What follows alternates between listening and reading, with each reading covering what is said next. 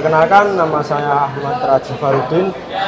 Sini saya akan mempraktekkan pada posisi lift 4 dan apa saja yang perlu diperiksa pada posisi 4. Sini saya akan menyebutkan alatnya.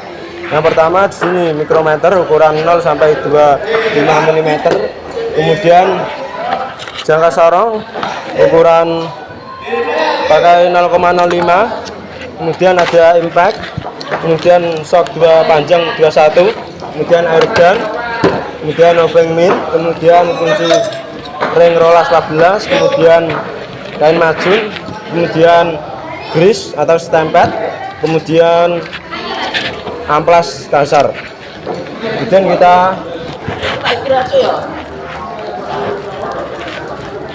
kita memasangkan mobil pada posisi lift 4. Ayo guys.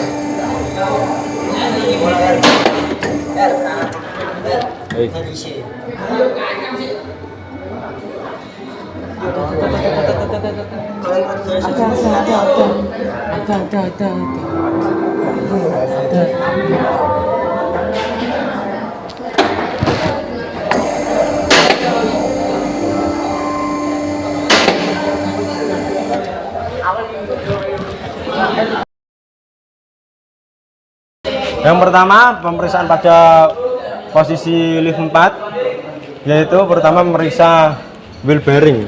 Caranya tangan kiri kita pegang pada spring absorber, kemudian kita tangan kanan tempelkan ke roda, kemudian kita putar. Apakah ada suara berisik atau ini kondisinya masih aman, tidak ada suara apapun. Kemudian kita melepas roda menggunakan impact dan kunci shock panjang 21.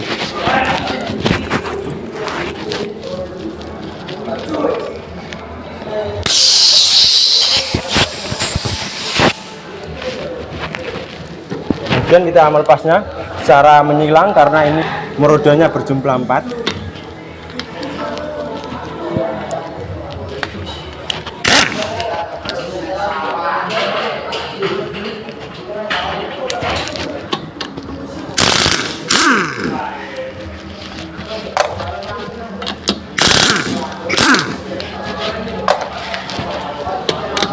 Dan kita lepas ban.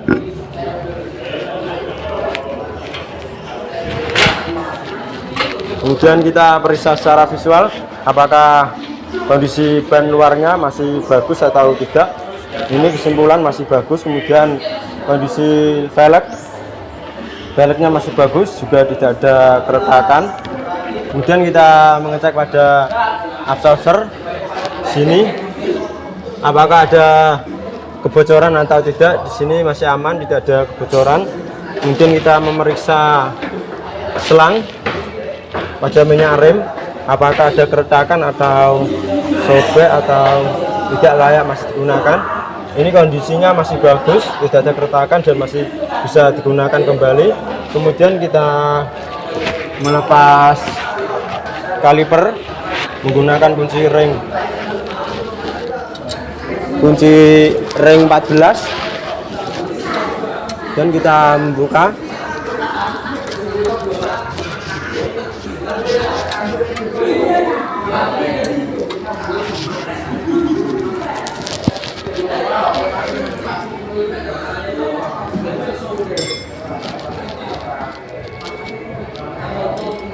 Apabila kita sudah membuka, kemudian kita taruh di sini jangan sampai hilang. Kemudian kita membuka kalipernya.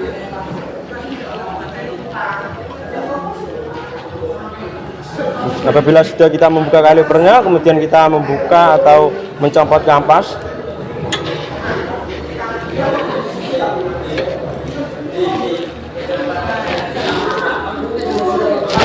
Kemudian sistem pemeriksaan pada pengeriman itu, yang pertama kita periksa pada baut sliding pan. Gosel dipen ini tidak bagus, dia seret, perlu perbaikan. Kemudian pada kalipernya di sini untuk kondisinya bot sliding di atas masih bagus dan bisa digerakkan dan tidak perlu perbaikan. Kemudian kita memeriksa kebocoran pada piston. Kebocoran pada piston biasanya dia akan mengeluarkan minyaknya di sini, dan di sini tidak juga mengeluarkan minyak. Dan cara pengecekannya, karetnya atau boot luar yang namanya sil debu, kemudian kita jepit seperti ini, kemudian kita cek apakah dalamnya berkerak atau ada kebocoran. Di sini nanti minyaknya akan kelihatan. Di sini kondisinya masih bagus, dan untuk karetnya di sini sobek dan perlu melakukan penggantian. Kemudian kita mengecek ketebalan disk atau piringan menggunakan mikrometer yang ukuran 0 sampai 25 mm.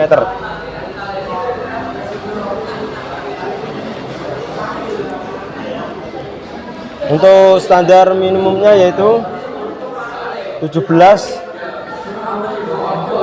mm.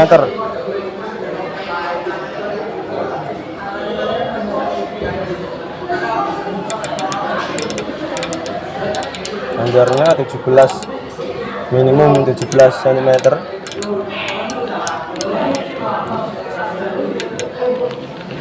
Untuk hasilnya yaitu 15,98. Kesimpulan sudah jelek, soalnya standar minimumnya yaitu 17 mm. Kemudian kita apabila sudah mengukur disk atau piringan pada mobil, kemudian kita mengukur kampas, kita secara visual kampas ini masih kelihatan bagus. Apabila kita mengukurnya dengan menggunakan jangka sorong yang ukuran ketelitian 0,05 mm,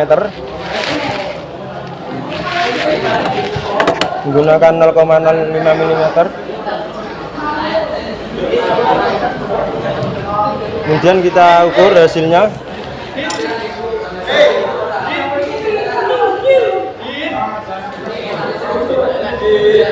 Untuk standar minimumnya yaitu 1 mm, kemudian hasilnya masih di atas 5,5 mm.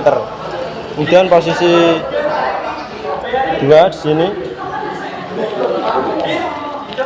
hasilnya yaitu 5,5 mm sama. Untuk ketebalan masih bagus. Dan kita memasang brake pad atau kampas rem. Perawatannya cukup mudah. Kita menggunakan stamp pad. Kemudian stamp-nya kita tempelkan di ujung-ujung sepatu ini, sepatu rem.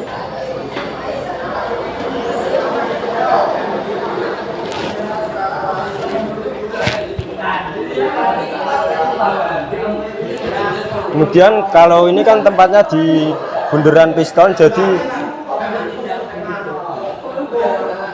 di pinggirnya piston di sini dikasih brace sedikit. Apabila kita sudah, kemudian kita pasang kembali.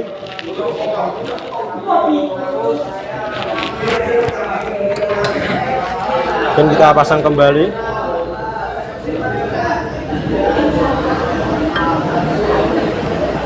Kemudian kita memasang satunya lagi. Caranya juga sama.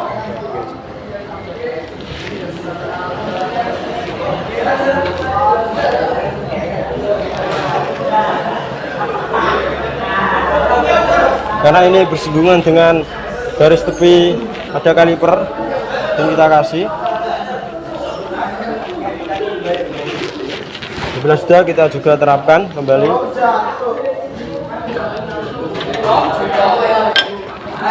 Bila sudah, kita turunkan lagi kalipernya, kemudian pasang. Apabila sudah, kemudian kita pasang lagi untuk baut 14.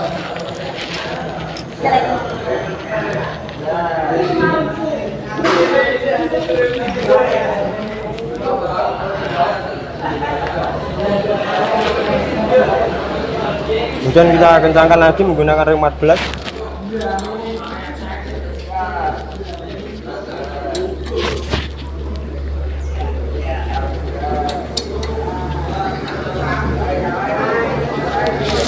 Apabila sudah, kita melakukan perawatan yang bagian kendaraan atau roda belakang kanan. Kemudian kita melepas roda bagian belakang seperti bagaimana kita melepas roda bagian depan dengan kunci menggunakan impact, kunci panjang shock 21. Kita membukanya menggunakan secara menilang.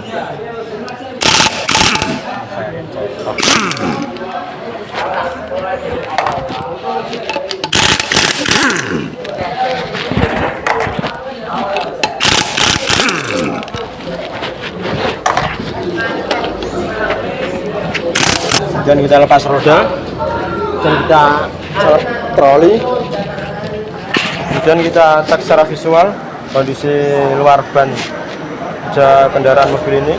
Secara visual bannya luar masih bagus, masih tebal, kemudian kondisi velg tidak ada keretakan, masih bagus. Kemudian kita melepas rem tromol. Apabila rem tromol ini atau cover luarnya sulit dilepaskan, kita menggunakan kunci tracker 12. Ini masih muda, bisa dibuka. Kemudian kita melakukan pengecekannya. Yang pertama, kita memeriksa kondisi selang, apakah pada silinder piston apakah ada kebocoran atau tidak. Untuk pada selangnya ini masih bagus, tidak ada keretakan. Kemudian kita memeriksa apakah ada kebocoran atau tidak, piston ada kebocoran atau tidak. Di sini piston mengalami rembes atau kebocoran. Caranya kita menjepit dan kita pastikan di sini ada minyaknya. Apabila sudah, kemudian kita pemeriksaan pada brake pad. Kita amplas menggunakan amplas kasar.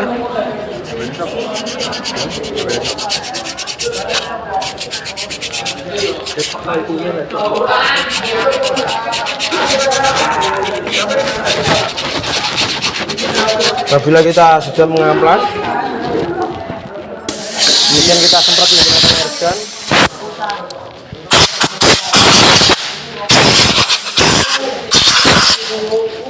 Apabila sudah kita semprotan menggunakan air gun, kemudian kita mengukur ketebalan kampas atau sepatu rem belakang. Standarnya minimum 1 mm. Kita mengukurnya pada posisi 1.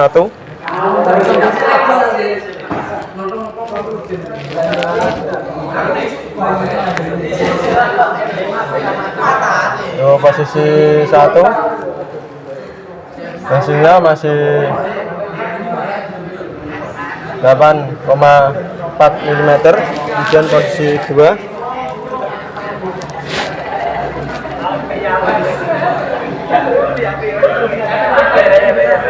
ada di 9,4 mm. Kemudian posisi 3 ampas rem berada di 5,6 mm. Kemudian yang satunya lagi kita mengukur. Simulan masih di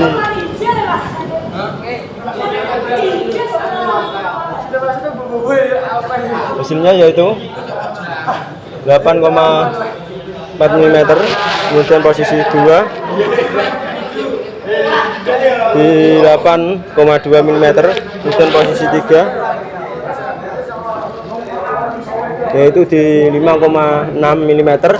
Baik, untuk kesimpulannya masih bagus karena lebih dari standar minimumnya. Apabila sudah, kemudian kita memeriksa pada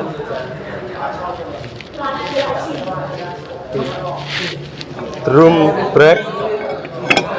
Untuk perawatannya kita mengamplas.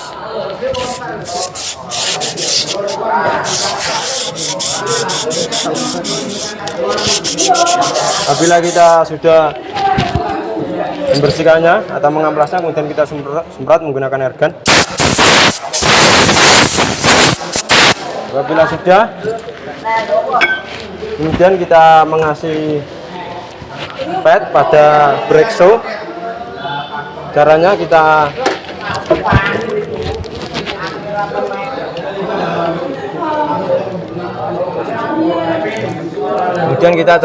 kita mengasih sedikit saja pada posisi luar atau pucuk kampas sepatu rem. Ini posisinya ada 3, kemudian di posisi tengah, bila sudah, kemudian posisi yang paling belakang kita kasih sedikit juga, kemudian posisi ini harus dikasih juga dua-duanya. Apabila sudah, kemudian kita menyetel pada posisi rem belakang ini atau rem tromol. Apabila penyetelannya untuk remnya kurang, kita hanya cukup menambahi 3 sampai 4 klik saja.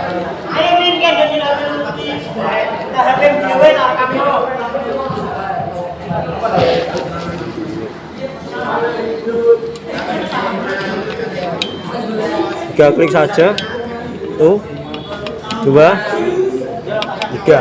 Apabila sudah, sebelum kita melakukan penutupan, kita kasih grease pada posisi sini. Kita kasih grease hanya sedikit saja agar pada saat dibuka tidak ngancur. Apabila sudah, kemudian kita pasang kembali untuk tromol. Kemudian kita putar apakah setelan remnya sudah pas atau tidak. Baik, untuk setelan remnya sudah selesai, sudah pas. Cukup sekian untuk pemeriksaan pada posisi lift 4, yaitu sistem pengeriman. Karena ini bannya atau rodanya sudah saya pasang dulu karena akan digunakan pada posisi lift 5.